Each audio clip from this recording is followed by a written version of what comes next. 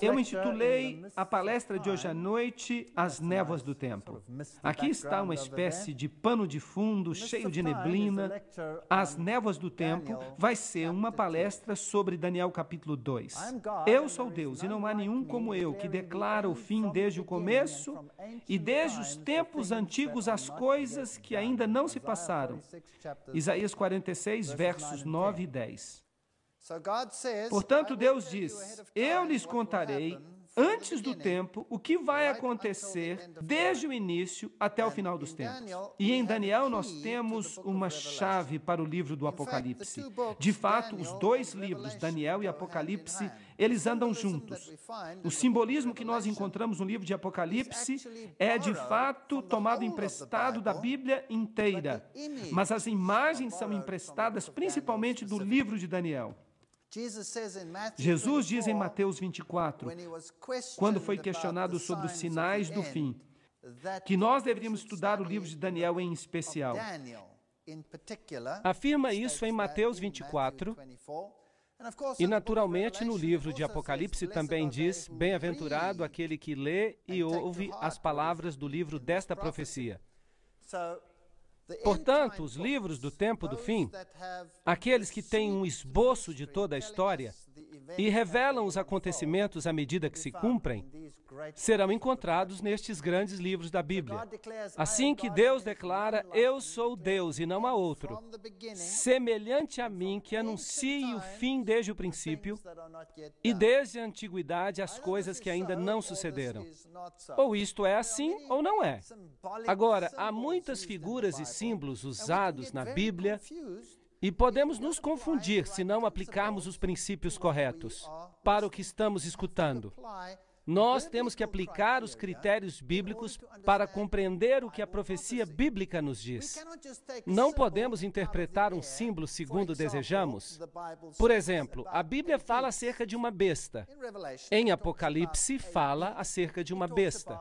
Fala da marca de uma besta e diz que ela será colocada na mão e na testa. E isso representa a marca da besta.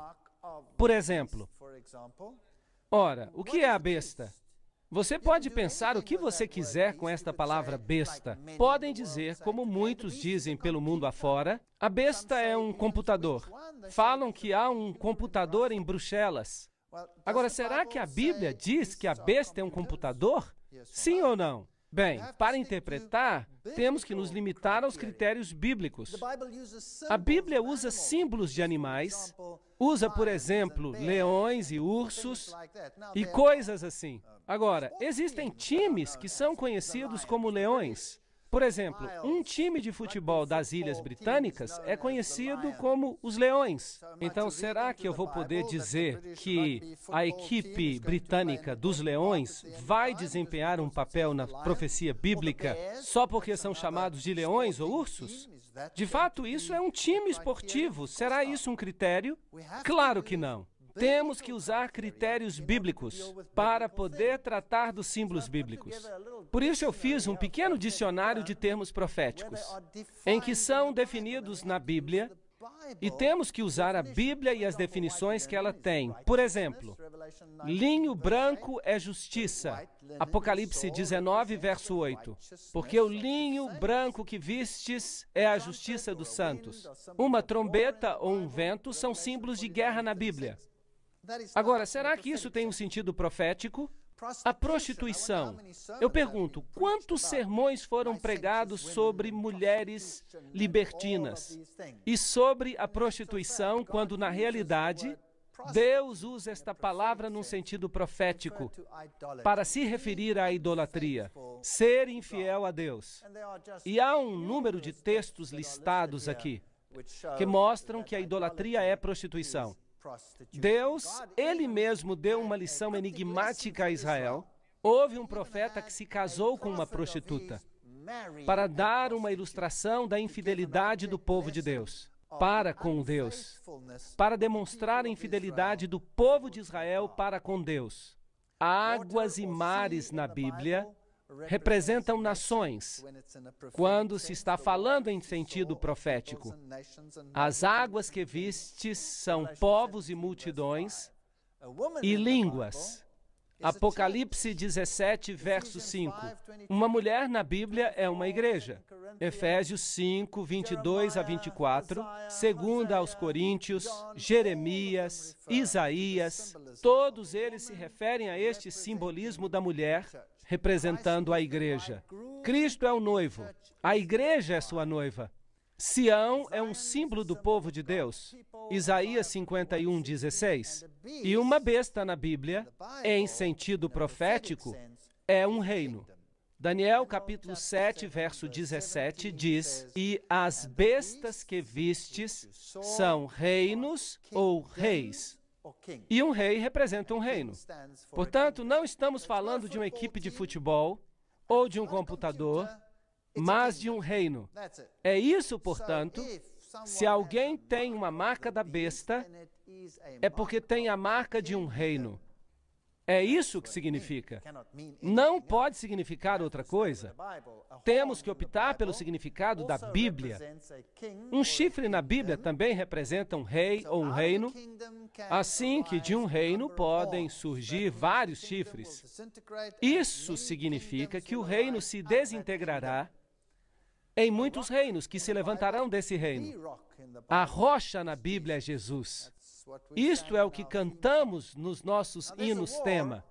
Agora, há uma guerra entre o bem e o mal neste planeta, e se alguém não acredita nisto, basta ligar a televisão e dar uma olhada. E perceberá que há uma guerra entre o bem e o mal. Há uma guerra por cada alma deste planeta. Quer o reconheçamos ou não. Aqui, uma pequena história-chave da Bíblia é Daniel capítulo 2, no qual o rei Nabucodonosor teve um sonho, e nesse sonho ele sonha com certos acontecimentos que vão se desenrolar. Mas ele se esquece do sonho, e em seguida ele fica muito confuso, e um profeta finalmente lhe explica o sonho. E este sonho, nós podemos nos apegar a alguns pontos muito importantes neste sonho, quanto à história e o tempo. Agora, Nabucodonosor é também conhecido como Nabucodonosor. Foi o grande fundador da Grande Babilônia. O fundador original da Grande Babilônia foi, naturalmente, Nimrod, e em seguida a cidade teve um período de grandeza no governo de Hammurabi, e depois Nabucodonosor a reconstruiu e a transformou na glória dos caldeus, a cidade mais gloriosa que jamais existiu na face do planeta. E Nabucodonosor ficou muito orgulhoso das suas realizações. Jerusalém foi destruída por Nabucodonosor em 586 a.C. E durante esse período, foram levados prisioneiros para a Babilônia. E dentre eles foram naturalmente os fiéis hebreus, tais como Daniel e seus amigos. E aqui vemos um relevo dos cativos sendo levados para a Babilônia como escravos. Muitos deles, quando os detiveram, foram feitos eunucos para poderem servir ao rei. Mas para serem eunucos pelo resto de sua vida, sem nunca ter a honra ou o prazer de ter filhos. Assim que eram tempos terríveis nesses dias. Estes jovens, de acordo com a história bíblica, foram inscritos nos institutos de ensino superior. Foram à universidade estudar a língua, estudaram a sabedoria dos caldeus. Babi e Lu é o lugar de verão do palácio de Nabucodonosor. Aqui está, por exemplo. E a palavra Babel tem uma conotação muito interessante. Bab-el. Bab é uma porta, um portal, e El é Deus. Portanto, a palavra Babel, Bab-el, um portal para Deus. Esse é o significado. Mas a Bíblia diz que há mais alguém que se chama a si mesmo de porta, e esse alguém é Jesus. Eu sou a porta. Então, Jesus está em realidade dizendo, eu sou Bab, porta. através da qual é preciso passar para entrar no reino dos céus. Jesus diz, eu sou a porta e ninguém vem ao Pai senão por mim. Então, ele é a porta de entrada para o céu. Babel representa uma outra entrada. Um portal, uma porta por onde alguém tenta entrar no céu por outro caminho. Uma outra porta. Babilu é então um outro portal. O rei era considerado divino nos tempos antigos. Embora os reis babilônicos e assírios não se atrevessem a tanto, eles eram geralmente sumos sacerdotes. Portanto, em Daniel 2, lemos que no segundo ano de Nabucodonosor, Nabucodonosor teve sonhos. Agora, nós temos um problema aqui. Imediato. Estudiosos da alta crítica divergem em versos como este. Pouco conhecimento é uma coisa perigosa. E então a alta crítica se queixa destes textos porque dizem, no segundo ano, no reinado de Nabucodonosor. Mas então, um pouco mais adiante, se diz no terceiro ano do cativeiro de Daniel. E Daniel havia completado os 3 anos de estudo quando isso aconteceu. E Nabucodonosor e esses cativos começaram ao mesmo tempo. Então os críticos dizem, é impossível, Nabucodonosor está no seu segundo ano e os outros estão no terceiro ano? A Bíblia está errada. Como é possível cometer pequenos erros como este? Obviamente, não perceberam que há 2 sistemas de contagem. O hebraico, que é diferente do sistema babilônico. Quando um rei de Babilônia ascendia ao trono, seu primeiro ano não era contado e ficava conhecido como o ano da ascensão. Então, o segundo ano do seu reinado, de acordo com o sistema babilônico, era na realidade o terceiro ano. E Deus não reconhece o sistema babilônico quando fala acerca dos cativos hebreus. Ele mantém o seu sistema e qualquer parte do ano é considerada como um ano completo. Qualquer parte de um dia era considerada como um dia completo. Isso explica muitas coisas. Por exemplo, a crucifixão, 3 dias. E 3 dias, e qualquer pessoa que queira analisar dirá, espere um segundo, se Jesus morreu na sexta-feira ao pôr do sol e permaneceu na tumba durante o sábado e regressou à vida no primeiro dia da semana, isso não chega a ser 3 dias, com a nossa maneira de calcular os dias. Mas na mentalidade hebraica, que era uma forma de cômputo inclusivo, ou seja, qualquer parte do dia podia ser considerada como um dia. E como Jesus morreu antes do pôr do sol da sexta-feira, contou-se como um dia. E ficou um dia completo na tumba, o dia 2, e qualquer porção do dia 3, assim que está no registro bíblico, 3 tardes e 3 manhãs. 3 dias e noites. Portanto, não há falhas aqui. Apenas se tem que contar com o sistema correto. E o seu espírito se perturbou e lhe passou o sono. Então o rei mandou chamar os magos, os astrólogos, os encantadores, os caldeus, para que lhe declarassem o seu sonho. E eles vieram e se apresentaram diante do rei. E o rei lhes disse, e vocês sabem que, nos tempos modernos, nós consideramos isso primitivo. Um homem teve um sonho e manda convocar os encantadores, os magos e astrólogos para lhe dizer o que tinha sonhado. Mas isto é o que faziam os reis antigos. Ele ficava rodeado por seus sábios, pessoas com informação privilegiada e com bom conhecimento. E cada uma dessas categorias tinha uma certa função. O encantador, por meio de feitiços, descobriria o sonho. O mago era um ocultista profundo que usaria a comunicação com o mundo oculto para descobrir, e os astrólogos iam olhar para as estrelas e diriam o que haveria de fazer. Trata-se de um costume antigo que ainda se pratica no século presente. Sim ou não? O presidente dos Estados Unidos faz uso desse sistema, sim ou não? Ronald Reagan não tomava uma decisão sem consultar cada uma dessas categorias.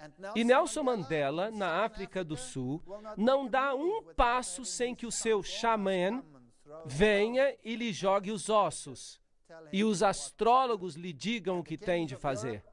E os reis da Europa não são diferentes. Eles são ocultistas neste sentido. Você pode simplesmente estudar o que fazem os reis. O que o rei e a rainha da Inglaterra fazem, por exemplo. E como se comunicam com o mundo dos espíritos para saber o que devem fazer. Acaso não consulta o príncipe Charles, o conde Mountbatten, que já está morto, quando ele tem algo importante a fazer? Nada mudou. Não pensem que esses são costumes antigos. Estes são costumes atuais. E os paralelos nos dizem que as coisas não mudaram muito. Portanto, todas essas pessoas sábias vieram ao rei e disse o rei: tive um sonho que me perturba e quero saber o significado. Daniel 2, 1 a 3. A versão King James, inglesa antiga, diz: estas coisas se passaram diante de mim, não consigo me lembrar, não me lembro.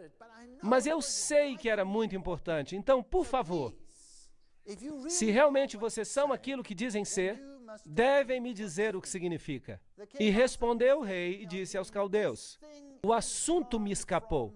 Se não me fizerem saber o sonho e a sua interpretação, serão despedaçados, e as vossas casas se tornarão em monturo. Os reis antigos tinham muito poder. E quando o rei falava, isso era tudo. Lembram-se do livro de Esther? Se o rei não lhe estendesse o cetro, então qualquer pessoa que entrasse, essa pessoa era morta de imediato. Ela seria morta e morta no local. Era retirada e executada se o rei não lhe desse autorização para falar. O verso 10 diz: os caldeus. Mas quem são os caldeus? Os caldeus eram os eruditos, os que eram altamente qualificados, estudados, os astrônomos, os brilhantes. E temos caldeus hoje em dia. Algumas ordens religiosas concentram os seus melhores intelectuais, as pessoas mais cultas do mundo, em determinadas ordens, que de fato administram muitas das nossas universidades. E as universidades mais reconhecidas do mundo, as universidades mais renomadas que temos hoje no mundo, são regidas por uma categoria de pessoas, hoje em dia, que seria exatamente equivalente aos caldeus de antigamente. Nada mudou. Portanto, esses são os eruditos. Responderam os caldeus na presença do rei e disseram: não há homem na terra que possa declarar essa palavra ao rei, porque não existe nenhum rei grande e dominador que requer algo semelhante de um mago, astrólogo ou caldeu. Percebem? As diferentes categorias, nenhuma delas é capaz de fazer isso. Porque o assunto que o rei requer é difícil, e ninguém há que possa declarar diante do rei senão os deuses, cuja morada não é com a carne. Portanto, Deus removeu este sonho da mente de Nabucodonosor para que ele não fosse capaz de recordar. E também para expor toda essa categoria de pessoas. O verso 12 diz: por isso o rei muito se irou e enfureceu e ordenou que matassem a todos os sábios de Babilônia. Todos. E, evidentemente, isso inclui Daniel e aqueles que tinham recebido essa educação superior e os seus amigos, porque eles haviam recebido a educação no Instituto de Babilônia, no Instituto Superior. Portanto, todos eles foram condenados à morte. Um dia, só porque não podiam responder ao sonho. Quando Daniel percebeu que todos seriam executados, ele foi até Ariel, o guarda do rei, e disse: há algum modo em que eu possa falar com o rei? E depois que lhe deram permissão, Daniel voltou para sua casa e explicou a questão a seus amigos Ananias, Misael e Azarias. Misael são nomes muito interessantes os que nós temos aqui. Nós não temos tempo para falar disso em detalhes, mas há até mesmo uma tipologia no nome dos eventos à medida que eles se desdobram. Daniel significa juízo, o juízo do meu povo. Misael, aquele que é o que Deus é. Há analogias muito interessantes aqui. Daniel 2, 17 e 18 diz: e ele os animou a suplicarem misericórdia do Deus do céu com respeito a este mistério, para que ele e seus amigos pudessem escapar da execução juntamente com o resto dos homens sábios de Babilônia. Esse é o enredo básico por trás desta história. Em Daniel, capítulo 2, versículo 21, nós temos a seguinte declaração: e Deus muda os tempos e as estações. Ele remove reis e estabelece reis. Então, essa vai ser uma história de como os reinos se levantam e como os reinos desaparecem deste planeta. Daniel 2, versículo 4, nos diz a respeito de como o rei é então informado de que Daniel de fato tem uma resposta. Não executem os homens sábios de Babilônia. Levem-me ao rei, e eu interpretarei o seu sonho para ele. Vejam que Deus, na visão da noite, deu a Daniel não apenas uma descrição do sonho, mas ele também deu a solução para o sonho. O rei perguntou a Daniel, também chamado Beltesazar, que, é claro, é o seu nome dado a ele em lugar de Daniel, juízo. De modo que todo o livro de Daniel é sobre o juízo. É sobre o juízo final deste planeta. E o juízo dos vários reinos, à medida que estes entram em existência. Beltesazar, Bel, era o deus dos caldeus. Bel, nós vamos falar muita coisa sobre o deus Bel. E ele está muito em moda hoje em dia. Há muitas organizações que se chamam pelo nome de Bel, nos nossos dias de hoje. Também chamado Beltesazar. Você é capaz de me contar o que eu vi no meu sonho e interpretá-lo? Daniel 2, 26. Será que Daniel disse, sim, eu posso? Não, ele não disse. Beltesazar. Belit, deusa. Shar, rei. Uzu, proteger. Então, Belit. Bel é uma divindade masculina, Belit é uma divindade feminina. Mas não importa se é masculina ou feminina, um pode ficar no lugar do outro. Há um pensamento interessante e nós vamos falar sobre ele com mais detalhes no futuro. Daniel respondeu na presença do rei e disse: o segredo que o rei exigiu não pode ser de sábios, de astrólogos, de mágicos, de adivinhadores. É fascinante para mim. Cada uma dessas categorias está sendo usada pelo mundo hoje e pela liderança do mundo de hoje. Mas há um Deus no céu que revela segredos e que dá a conhecer ao rei Nabucodonosor o que acontecerá. Quando? Nos últimos dias. Daniel 2, 27 e 28. Então, Daniel capítulo 2 é um livro para o nosso tempo. É para o nosso tempo. Ele nos conta coisas sobre todas as épocas, mas o clímax da história, o Daniel, o juízo do meu povo, o juízo final vem em nossa época. Não é surpreendente que as pessoas digam, cortem o Velho Testamento fora, nós não precisamos dele hoje.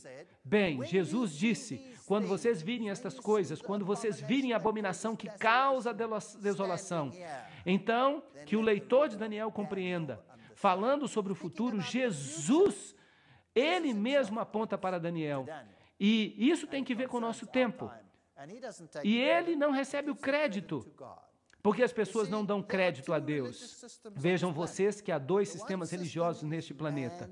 Um sistema é centrado no homem e o outro é centrado em Deus. E essa é a batalha pela alma de cada pessoa sobre este planeta. E você ficará surpreso que hoje em dia se advoga uma religião centrada no homem. Você ficará surpreso. Eu vou colocar na tela, um depois do outro, para você, à medida que nós avancemos.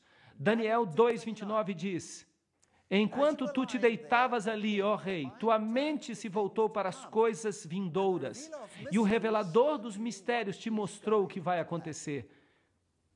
E isso é basicamente o que ele havia sonhado.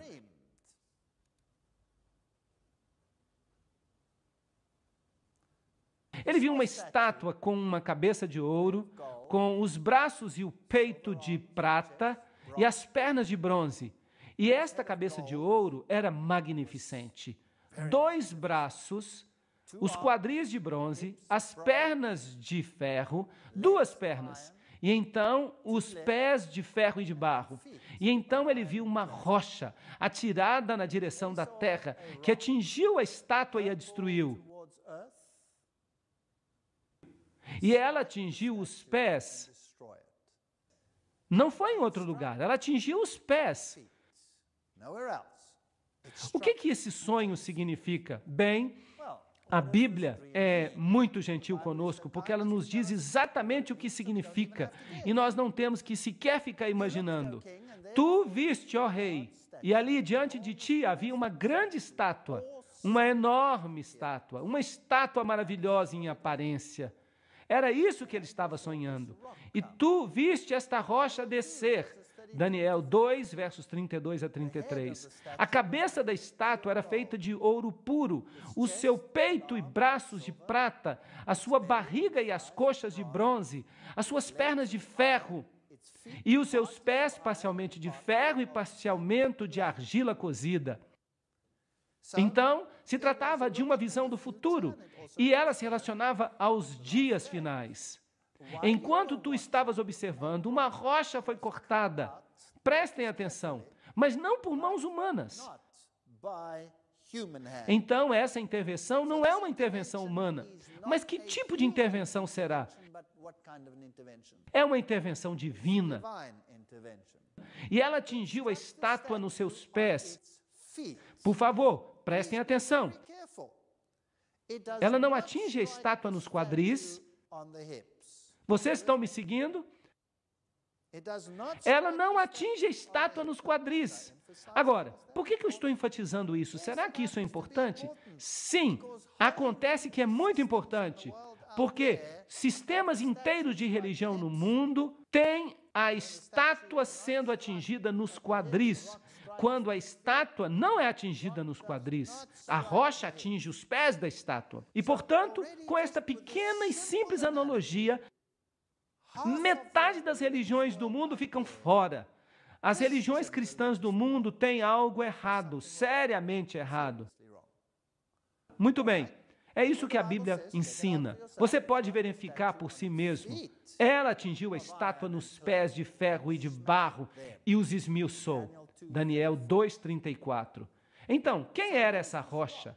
Obviamente, se não é uma intervenção humana, é uma intervenção divina.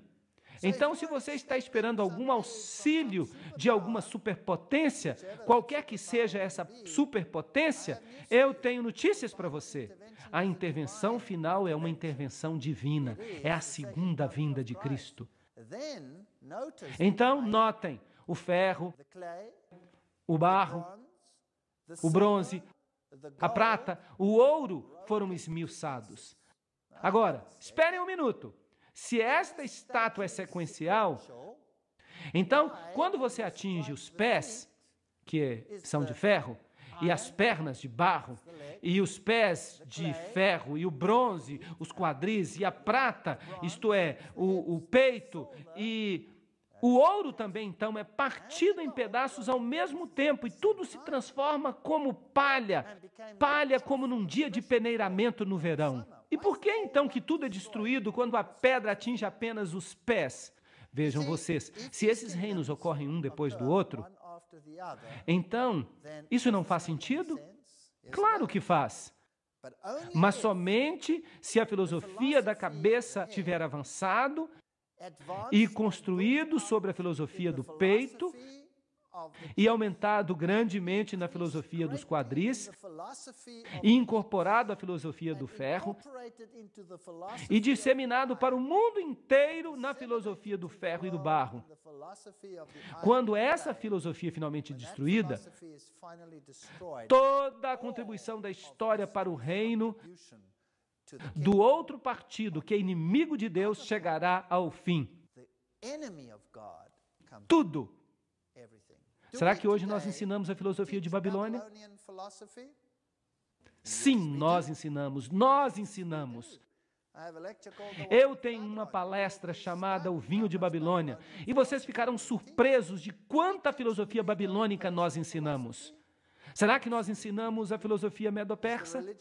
Claro que sim, nós ensinamos. É a religião do mitraísmo que está viva e bem e que está dominando o mundo hoje.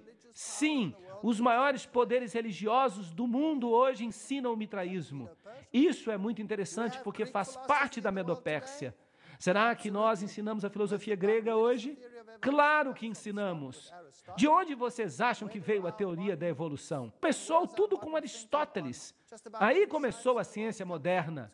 E de onde é que cada pensamento científico do mundo vem? Vem da filosofia grega.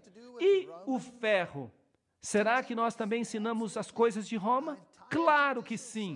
O nosso sistema judicial inteiro é baseado no pensamento romano, que incorporou todos os outros. E os pés de ferro e de barro? Eles são apenas os herdeiros de um sistema que já se foi. O vento varreu sem deixar um traço. Isso é muito importante. O vento é um símbolo da guerra. Essa guerra final destruirá totalmente os reinos da terra, mas a rocha que atingiu a estátua se tornou uma grande montanha. A montanha é um símbolo na Bíblia de reino e encheu quanta parte da terra? Toda a terra. Não mais haverá diferentes nações como nós temos hoje. Então, se você tem esperança de que uma dessas nações vá livrá-lo, esqueça. Essa profecia diz que não. Daniel 2:35. Isaías 65:17 diz: pois eis que eu crio novos céus e nova terra, e o primeiro céu já passou e não é mais lembrado. E então ele interpreta os sonhos. Tu, ó rei, ele representava a Babilônia. Tu és o rei dos reis. É um matiz muito interessante aqui na Bíblia. Nós temos um rei com letra minúscula, um R com letra minúscula. Uau! Há um outro tipo de rei dos reis que tem um R maiúsculo, não um R minúsculo. Quem é ele? É Jesus. Ele é o rei dos reis e senhor dos senhores. E aqui está outra pessoa que se chama a si mesmo de rei dos reis. E ele era conhecido como rei dos reis. Ele era o rei dos reis, o governador. Será que há outra pessoa hoje em dia que tem esse título? Um título oficial de Rei dos Reis? A resposta é sim. Há um poder hoje tão enorme, tão invasivo, que não nos surpreenderia. O título que ele tem hoje é de Rei dos Reis. A filosofia de Babilônia está viva hoje? Pois o Rei dos céus lhe deu o reino, o poder e a força e a glória. Tu, ó Rei, és o Rei dos reis, com letra minúscula. Tu és a cabeça de ouro. E depois de ti se levantará outro. Outro o quê? Reino inferior a ti. Daniel 2, verso 39. Assim, Babilônia cairá e será substituída por um outro rei inferior. O ouro é um metal precioso. A prata é um metal menos precioso. Mas a prata é mais dura do que o ouro. Então, a filosofia derradeira do Rei dos Reis estava na cabeça de ouro. A filosofia derradeira de Babel, outro portal para o céu, estava no ouro. Ela foi fortalecida no próximo reino, embora se torne mais brutal e menos refinada. O peito e os braços eram de prata. Há dois componentes, peito e braço. E haverá dois componentes no próximo reino. A terra inteira se prostrará aos seus pés. Babilônia nunca deveria dissipar. Nunca deveria ser destruída. Nabucodonosor pensou que ele tinha construído um reino que nunca jamais seria superado. Aqui está uma inscrição que foi encontrada selada por um selo de Nabucodonosor. E ela diz que dure para sempre. Ele não podia imaginar que o seu reino seria destruído. Mas Daniel diz para ele, o reino desaparecerá, o teu reino desaparecerá. E este homem orgulhoso diz, nunca! E o que é que ele faz então? Depois de se humilhar a princípio, mais tarde no seu coração endurecido, ele pensou para si mesmo, nunca! Eu desafiarei o Rei dos Reis. O meu reino de ouro nunca será destruído, nunca será substituído pela prata, pelo bronze, pelo ferro, ou pelo ferro e pelo barro. Nunca, ele durará para sempre. Construam-me uma estátua de ouro puro, da cabeça até os pés. O que ele estava dizendo? O que ele estava dizendo quando ele fez isso?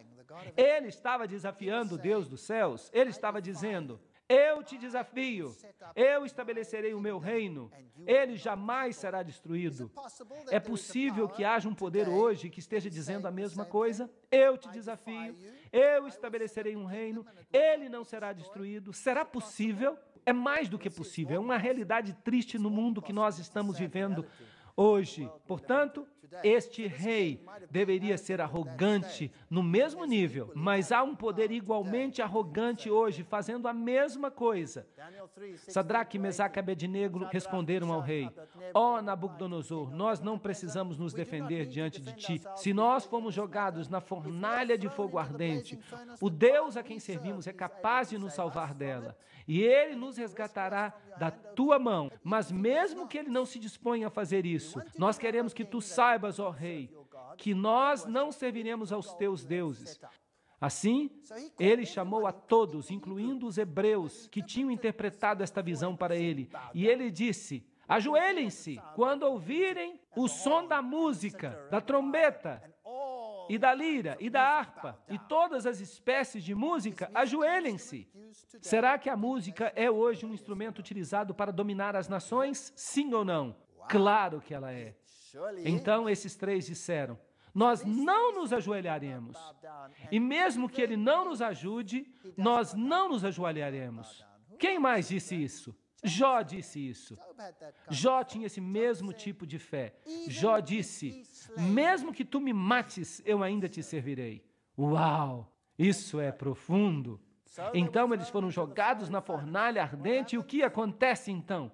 As cordas se queimam, e os soldados que os atiraram ali são queimados até a morte. E Daniel 3:26 diz: Nabucodonosor então se aproximou da abertura da fornalha ardente e gritou: Sadraque, Mesaque, Abednego, servos do Deus Altíssimo, saí! Porque quando ele olhou ali, ele viu um quarto entre eles, que se parecia, nas palavras da Bíblia King James, com o Filho de Deus.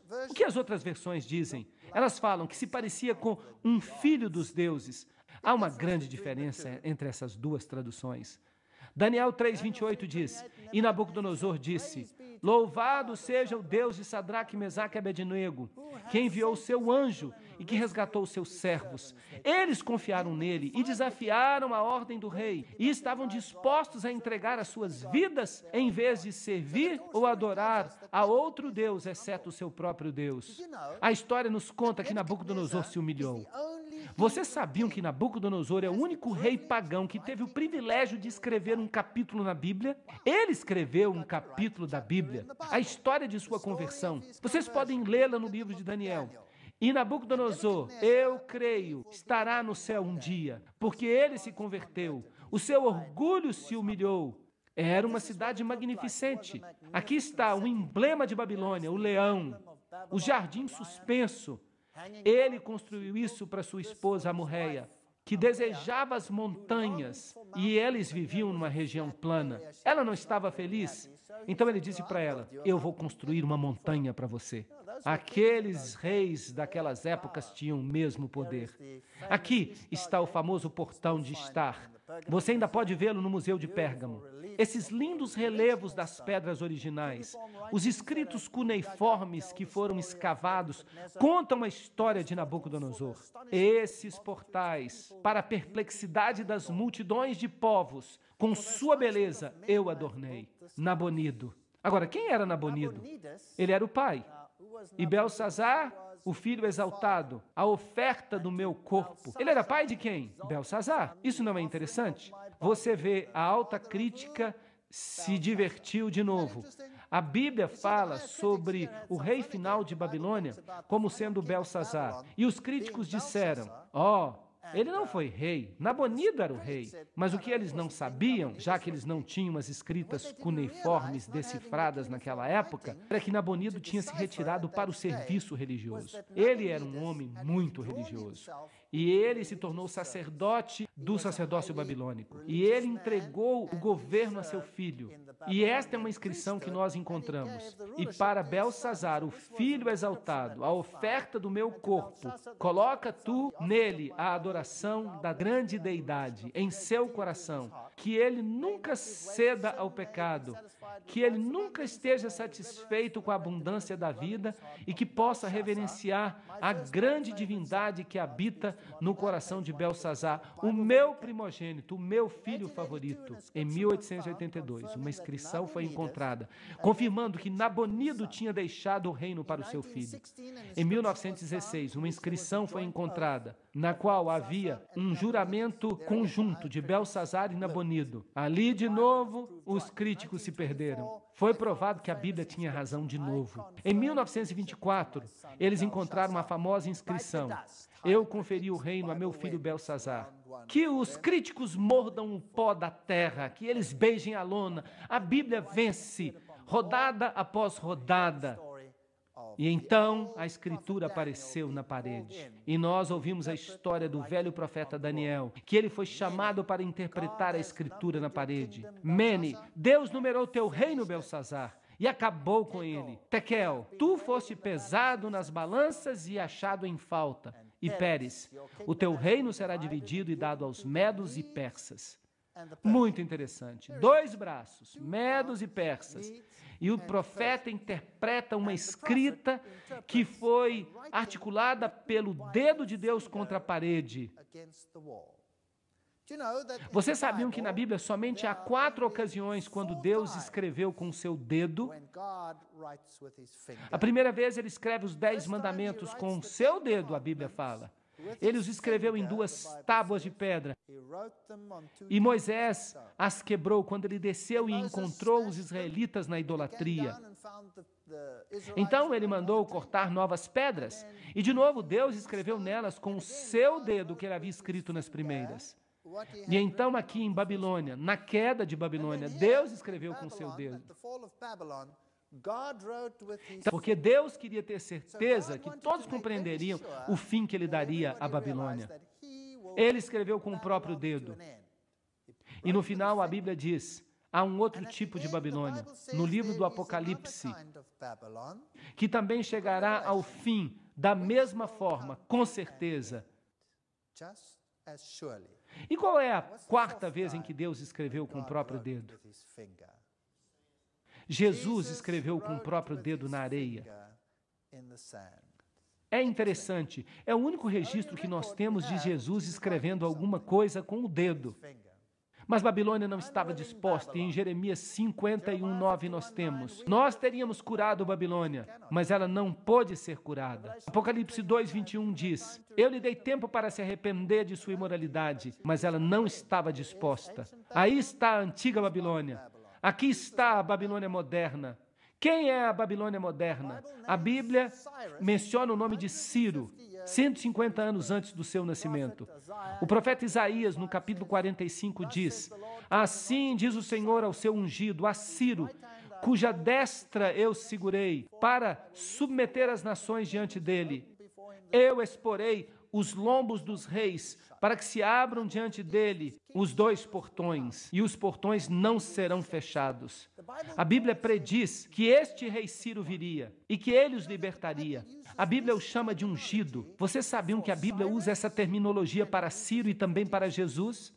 Então esse rei pagão, que traria um fim para a Babilônia, é usado como tipologia do grande rei, que virá e trará um fim para a Babilônia dos últimos dias. É uma analogia interessante, muito interessante. Aqui está o cilindro de Ciro, com toda a história, na escrita cuneiforme, de como aconteceu. Eu sou Ciro, rei do mundo, o Grande, rei de Babilônia, rei da Suméria e da Acádia, rei dos 4 cantos da terra, filho de Cambises, quando eu entrei em Babilônia como amigo e ascendi ao trono entre aclamações de júbilo no palácio do governador, os meus soldados inumeráveis peregrinaram por Babilônia em paz e sinceridade. Eu proibi a violência e o terror em toda a Suméria e Acádia. Eu lutei pela paz em Babilônia e em todas as outras cidades. Eu aboli o trabalho forçado para os cidadãos de Babilônia.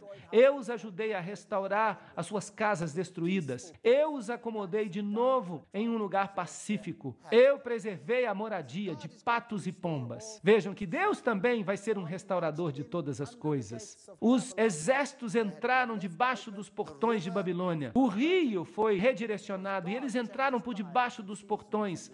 Deus muda os tempos e as estações e remove reis e estabelece reis. E é Ele que dá sabedoria aos sábios e conhecimento àqueles que não têm conhecimento. Isso levou o reino de Babilônia ao fim. E agora, o próximo reino deveria aparecer. E nós trataremos disso na próxima sessão.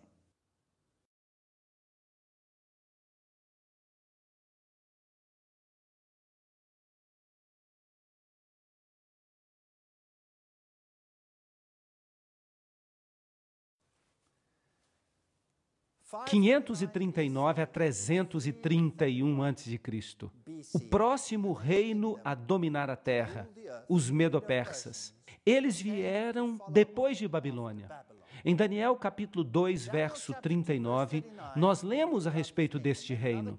Então, um outro reino, um terceiro reino de bronze, se levantará sobre a terra. Esse é o próximo a aparecer. Eu estou persuadido de que não havia nenhuma nação, nenhuma cidade, nenhum povo que o seu nome não tenha alcançado. Parece ter sido uma mão divina que presidia tanto sobre o seu nascimento quanto suas ações. Assim, a Bíblia descreve o surgimento do Império Medo-Persa e sua queda diante do poderoso rei Alexandre o Grande, que destruiria este exército. Você sabia que Alexandre o Grande destruiu o exército Medo-Persa com um exército de apenas 45 mil soldados? E os Medo-Persas tinham um exército de 1 milhão de soldados. Ele os esmagou.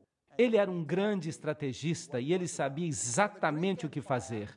Portanto, o Império Grego veio depois do Império Medo-Persa. O Império Medo-Persa contribuiu para a religião de Babilônia. Ele pegou a religião de Babilônia, refinou-a no sistema do mitraísmo, que é passado de geração a geração, e o mitraísmo então ressurge muito tempo depois como uma religião proeminente da elite de Roma. Essa é uma história muito interessante, mas a filosofia grega foi a maior base para muitas filosofias do mundo hoje. Então, os gregos vieram depois do Império Medo-Persa. Finalmente, depois do Império Grego, Daniel 2:40, houve um quarto reino, forte como ferro. Agora, se nós olharmos os soldados daqueles dias antigos, a Grécia e Roma nos proporcionam uma comparação interessante. Aqui está a armadura dos soldados gregos. Notem que ela é de bronze. E então veio o soldado romano. Aqui está um legionário romano. E qual era a sua armadura? Era de ferro. Isso não é interessante? Até nisso o simbolismo é fascinante. Então nós fazemos uma mudança do bronze para o ferro e o legionário tinha essa armadura fantástica. Eles tinham este pequeno cinto aqui na frente para proteger e o escudo que os protegia até os ombros dos soldados. E vejam como a sua espada é compacta. Eles formavam uma força tremenda. E é claro, o poder de Roma não encontrou nenhum paralelo. O ferro é mais duro do que o bronze. Roma foi mais poderosa no seu poder do que os gregos. Aqui estão algumas ruínas do Império Romano. O quarto reino será forte como ferro. Pois assim como o ferro esmiuça e quebra todas as coisas, partirá tudo em pedaços, destruirá tudo, conforme Daniel 2:40. Então, este é um reino cruel. Será que os romanos foram especialmente cruéis? O que eles faziam quando alguém discordava deles? Eles as crucificavam. Isso é algo muito duro. Na queda de Jerusalém, ao longo do caminho havia inúmeros crucifixos. Todo mundo foi crucificado. Você não se metia com Roma? Em 22 de junho de 168 a.C., na Batalha de Pídina, Perco, rei da Macedônia, foi completamente esmagado pelos exércitos de Roma. Neste dia pereceu o império de Alexandre o Grande. 144 anos após a sua morte. O famoso historiador Edward Gibbon diz: as imagens de ouro, prata e bronze serviam para representar as nações e os seus reinos, que foram sucessivamente esmiuçados pelo ferro da monarquia de Roma. O mundo inteiro concorda que o ferro foi o império de Roma. No 2º século, Hipólito escreveu acerca de Roma: alegra-te, bem-aventurado Daniel, tu não cometeste um erro sequer, já o ferro nos governa a todos. Você sabia que quando Alexandre o Grande marchou em Jerusalém, os escribas marcharam ao seu lado com a Torá e disseram a ele: tu reinarás. Daniel disse: tu conquistarás. E por causa disso, Alexandre não destruiu Jerusalém, apenas a incorporou ao seu reino. A Bíblia diz: antes do tempo, quem governará?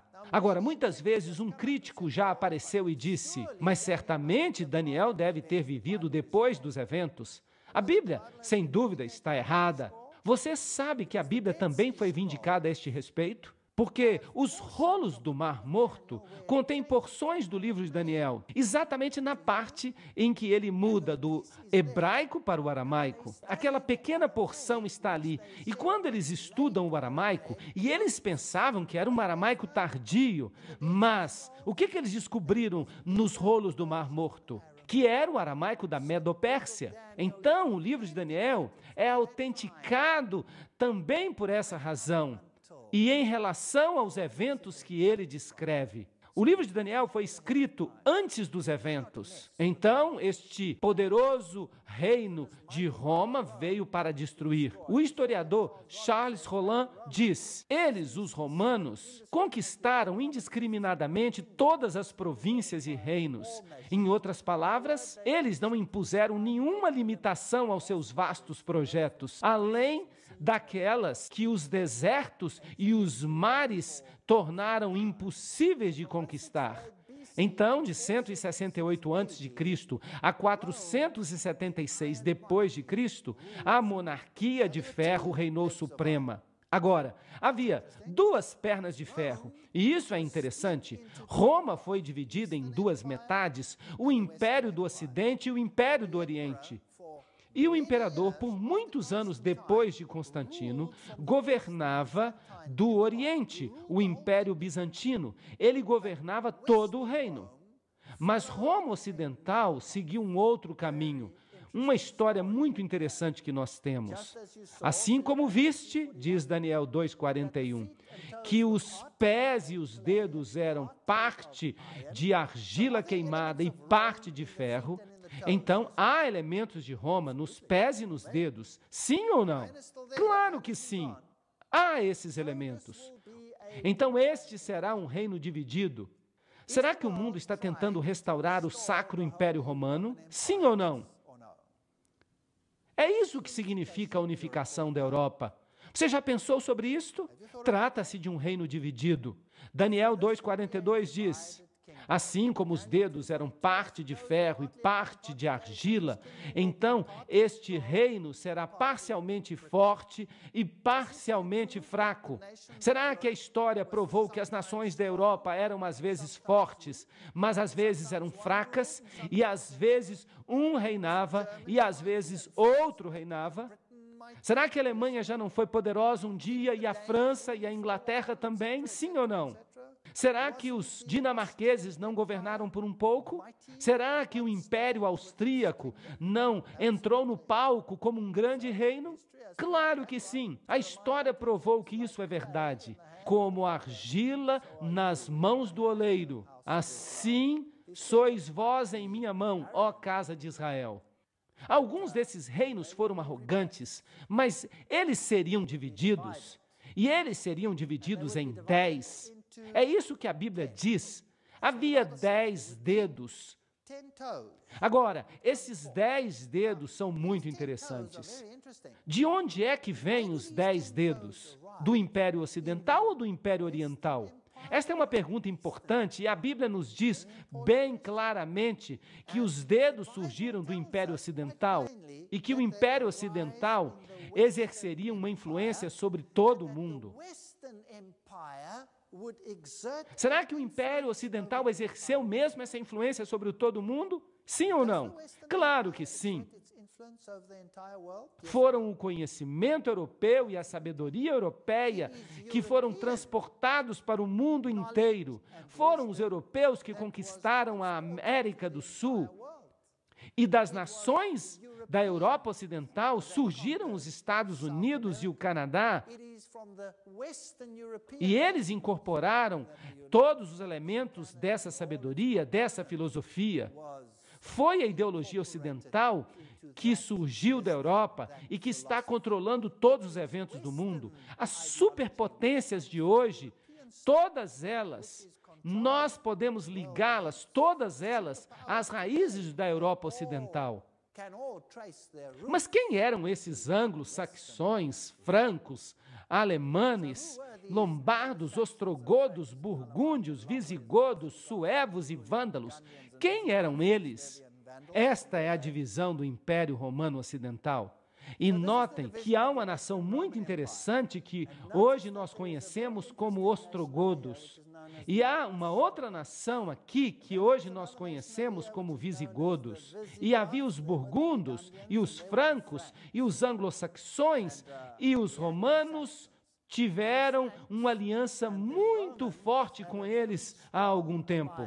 Os ostrogodos e os visigodos, eles tinham uma religião um pouco diferente do resto da Europa. E houve muitas guerras mesmo que foram travadas sobre esta questão. Os alemães hoje são os alemães. Os alemães são os descendentes dos alemães. Os suíços são os burgúndios. Os franceses são os francos, os italianos são os lombardos, os ingleses são os saxões, os portugueses são os suevos, os espanhóis os visigodos. Mas 3 desses povos, os érulos, os vândalos e os ostrogodos, estão extintos. Os ostrogodos, os últimos a serem destruídos, uma nação muito poderosa que controlou todos os eventos em Roma. Eles governaram a própria Roma. Os visigodos estavam na Europa e eles tinham uma religião diferente. Houve muitas guerras mesmo, travadas com a Espanha. A Espanha se dividiu.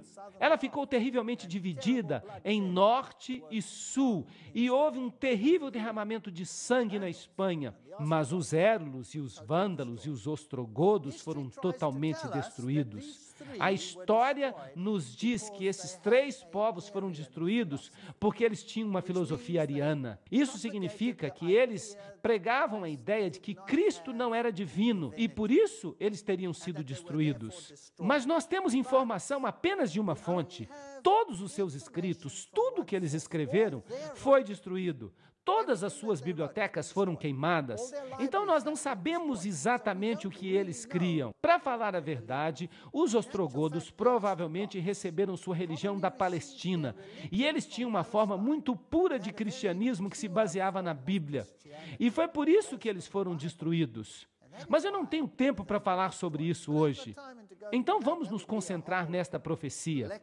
E onde tu viste ferro misturado com barro, eles se misturarão entre si com a semente dos homens. Então, originalmente, quando Roma caiu, ela ficou dividida em 10. 3 deles foram eventualmente destruídos. Eles tentaram se unir novamente por intermédio do casamento. Mas eles não se unirão um ao outro, assim como o ferro não se mistura com o barro. Então, os grandes reis da Europa tentaram unificar a Europa através do casamento. E assim, a rainha Diana e o rei Frederico tentaram, de todos os modos, fazer uma aproximação entre essas nações. Aqui está o castelo de Frederiksburg. Ali, reis famosos e rainhas famosas governaram. Onde tu viste o ferro misturado com o barro, eles se misturarão entre si e com as sementes dos homens. Mas eles não se ligarão um ao outro, assim como o ferro não se mistura com o barro. Aqui você tem a famosa Rainha Vitória, uma rainha cristã. Vocês sabiam que a Rainha Vitória, ela não era inglesa? Vocês sabiam que ela era alemã? Vocês sabiam que no leito de morte ela falou alemão quando ela estava morrendo? A sua língua materna voltou? Ela era uma rainha alemã. E o rei cristão da Dinamarca e a sua descendência se misturaram com as sementes dos homens. Todas as nações se uniram, elas estavam juntas. Então, reis diferentes tentaram reunificar os reinos. Aqui você tem o Papa coroando Carlos o Grande, Carlos Magno, rei do Sacro Império Romano, porque supostamente ele tinha conseguido reunificar a Europa e por isso a coroa foi parar na sua cabeça. Mas o reino sucumbiu e se dividiu. Então, por um breve momento, eles se uniram, mas depois eles se separaram.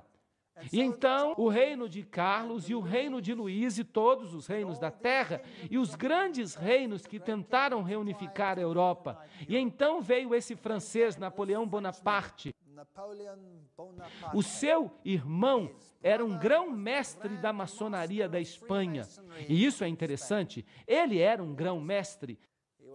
E todos eles tinham conexões internas. E ele queria reunificar a Europa. E na Batalha de Waterloo, bem, ele encontrou a sua destruição. É uma história interessante. Nós vamos falar sobre isso em mais detalhes posteriormente. O que nós ouvimos não é necessariamente a verdade. Aqui está Napoleão sendo levado ao exílio.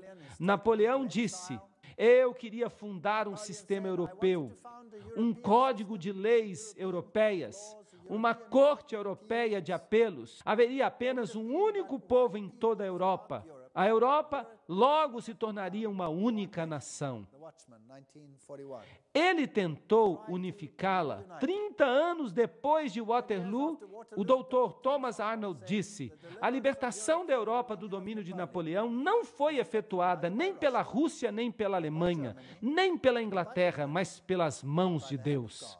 Qual era o principal adversário deste tremendo poder? Quem resistiu a ele e o destruiu? Ninguém. E ninguém mais, a não ser a manifestação direta da interposição de Deus. Isso é interessante. Napoleão tinha uma artilharia pesada e ele teria vencido qualquer artilharia dos ingleses, por exemplo. Mas naquele dia, de repente, uma chuva fina caiu e toda a artilharia pesada se tornou encharcada na lama.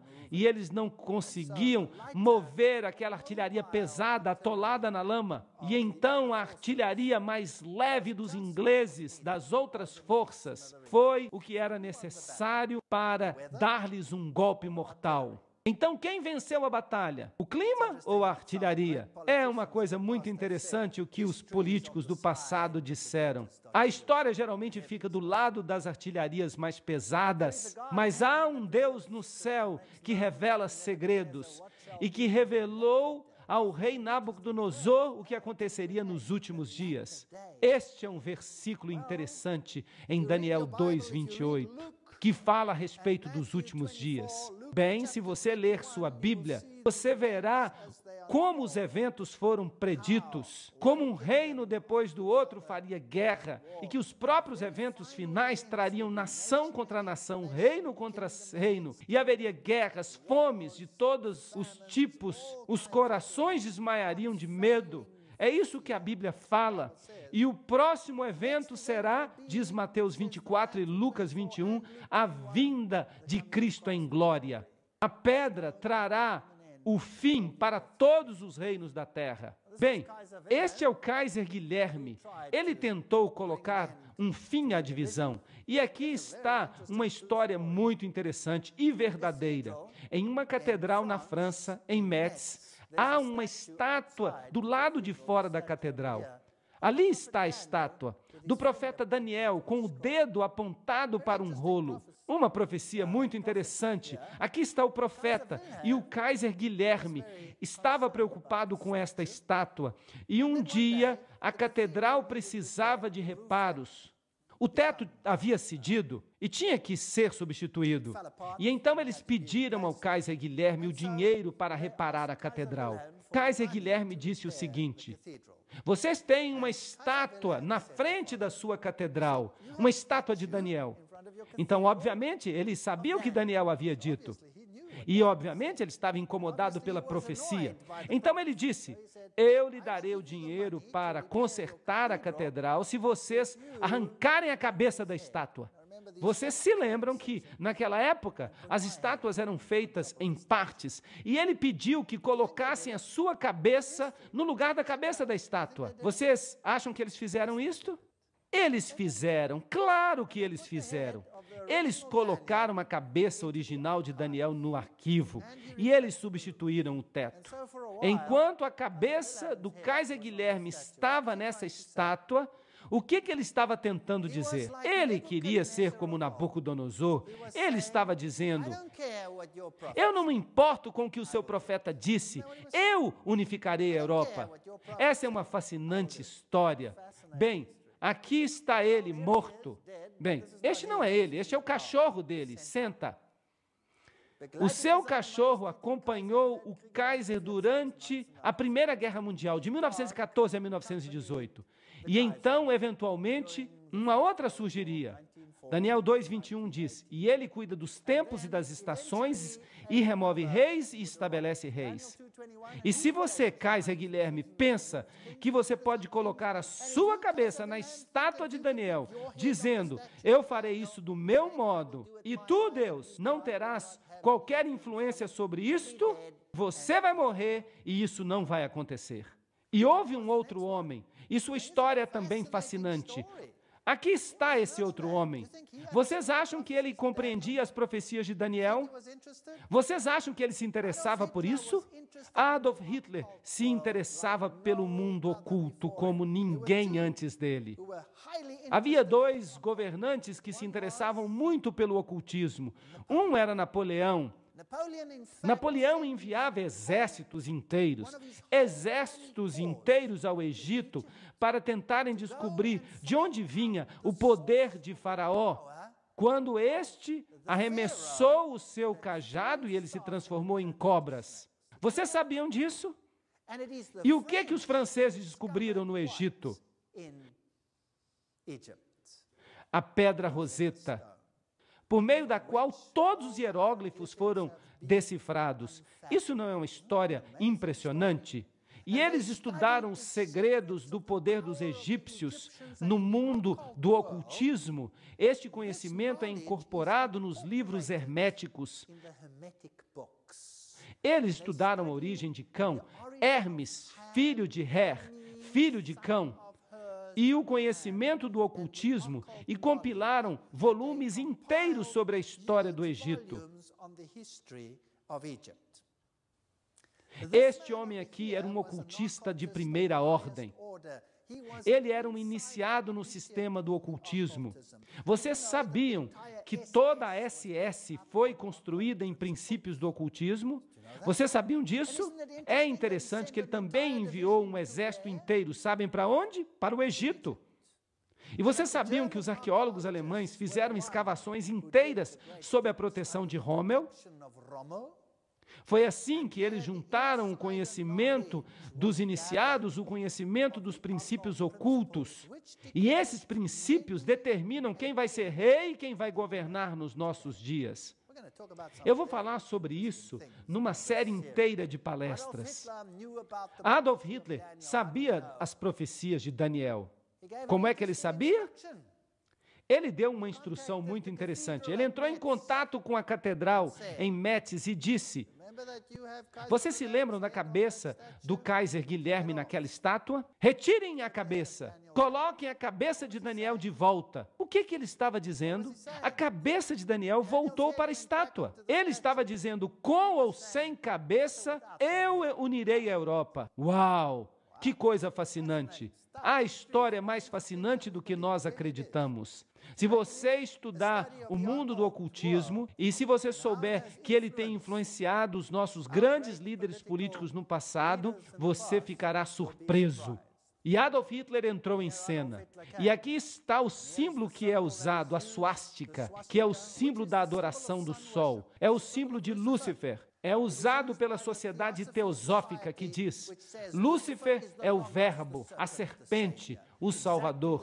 Exatamente o mesmo símbolo é usado pela teosofia. Será que a teosofia está morta? Claro que não. A teosofia está bem viva e forma o tema central das grandes potências que governam o mundo de hoje. E eu vou mostrar para vocês algumas dessas coisas nas próximas palestras. Isso é coisa interessante. A águia, usada como símbolo da divindade.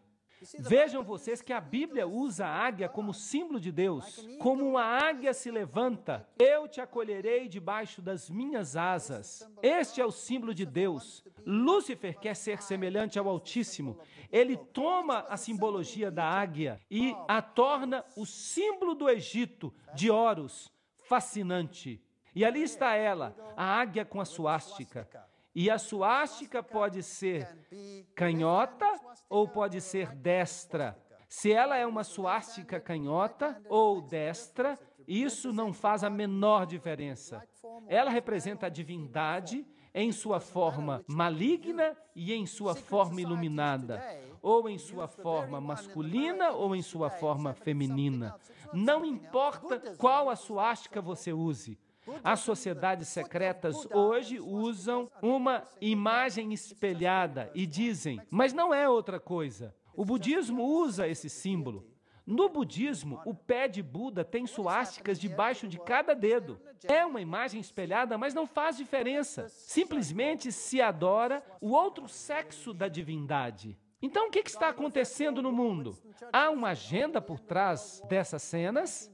Winston, será que ele era membro de alguma sociedade secreta? Sim ou não? Sim, ele era. Isso não é fascinante? Será que Stalin era membro de uma sociedade secreta? Sim ou não? Sim, ele era. Bem, talvez agora os jovens aqui não achem mais a história uma coisa tediosa, não é verdade? Hoje eu sei que ela é fascinante quando eu consigo montar o quebra-cabeças. Com respeito à Primeira Guerra Mundial, Winston Churchill disse: depois do final da Primeira Guerra Mundial, em 1914, houve uma profunda convicção e uma esperança quase universal de que a paz reinaria no mundo. Depois da Primeira Guerra Mundial, isso é interessante. Bem, será que algum desses líderes... Será que o Kaiser Guilherme, ou Napoleão, ou Luís, ou Carlos, ou Hitler, será que algum deles foi bem-sucedido? Não. A Europa se tornou mais dividida após a guerra do que antes. Mas essa divisão era enganosa, como vocês verão. E então os muros caíram e os impérios começaram a ruir. E os grandes povos do mundo, de Lenin e de Stalin, que haviam assassinado milhões de pessoas por razões clandestinas, de repente, esses impérios ruíram.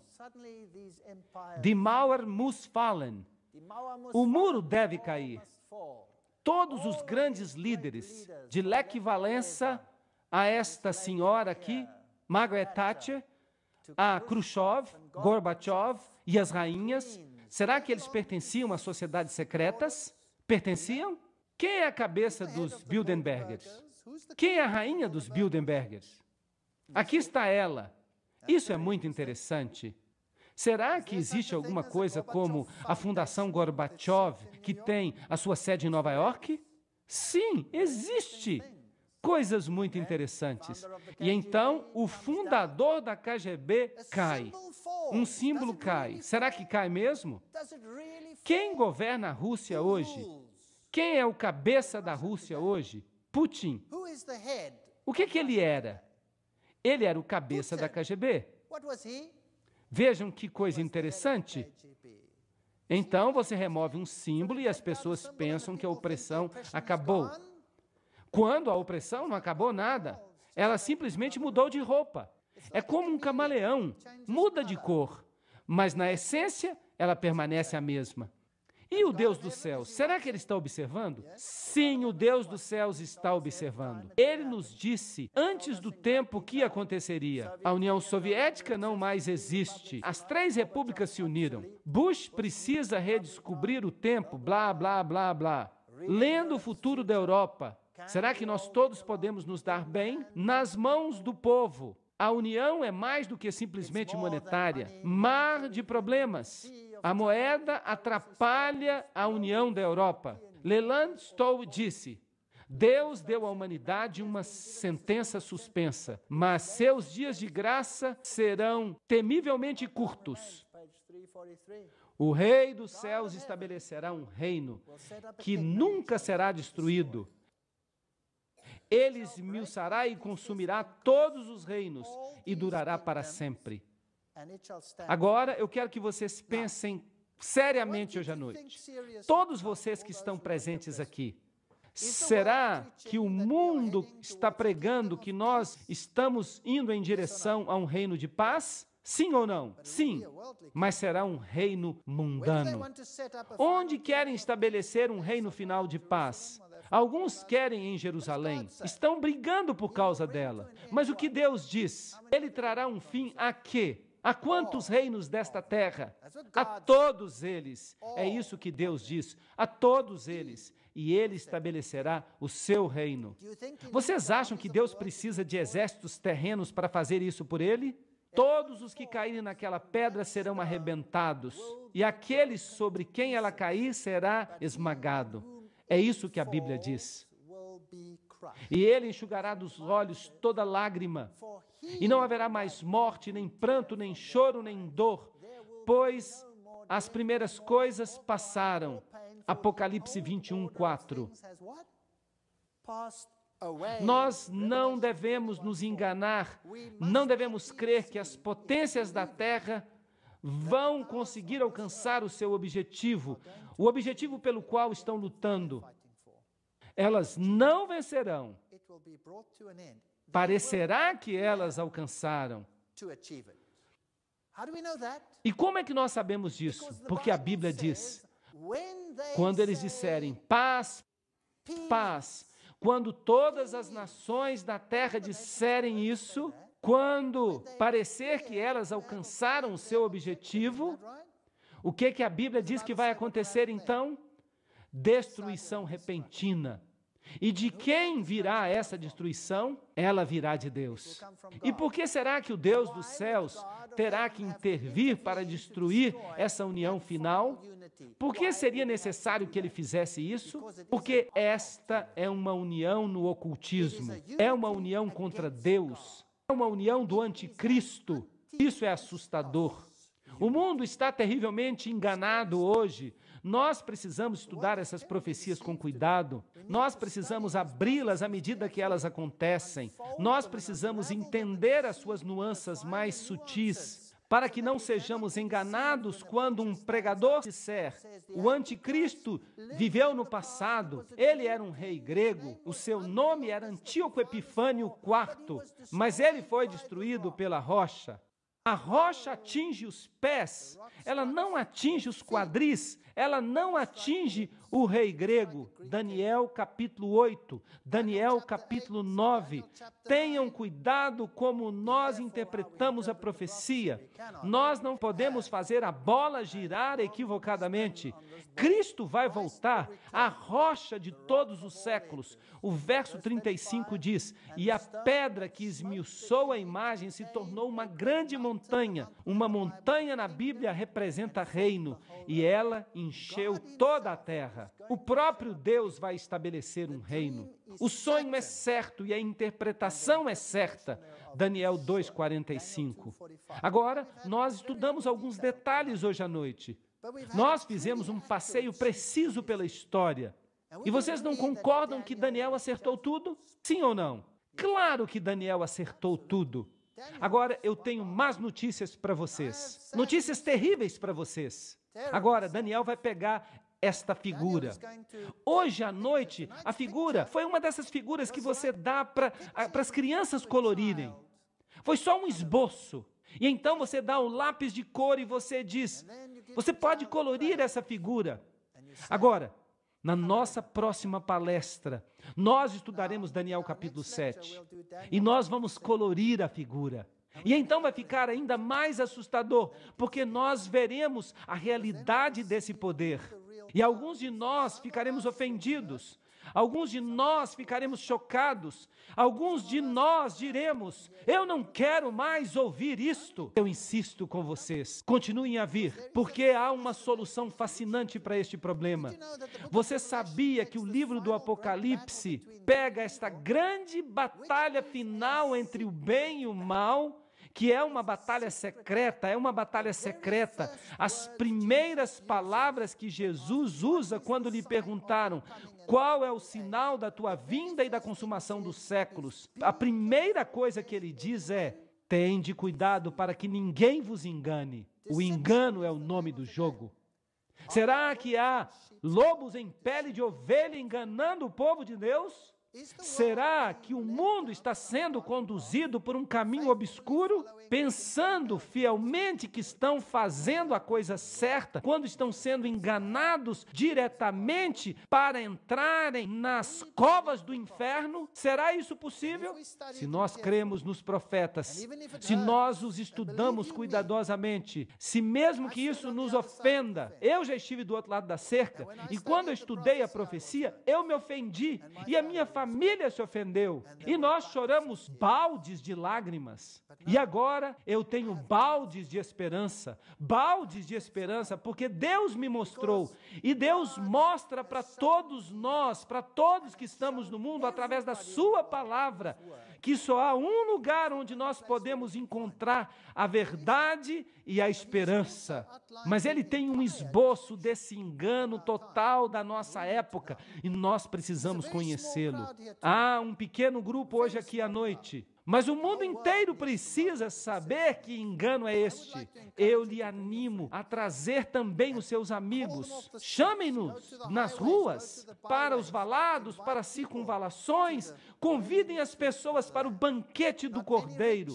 Não muitos ricos, não muitos sábios, não muitas pessoas de boa reputação atenderão o seu convite. Se eu falar alguma coisa contrária à palavra de Deus, vocês podem sair na mesma hora. Se eu não disser o que está na Bíblia, saiam.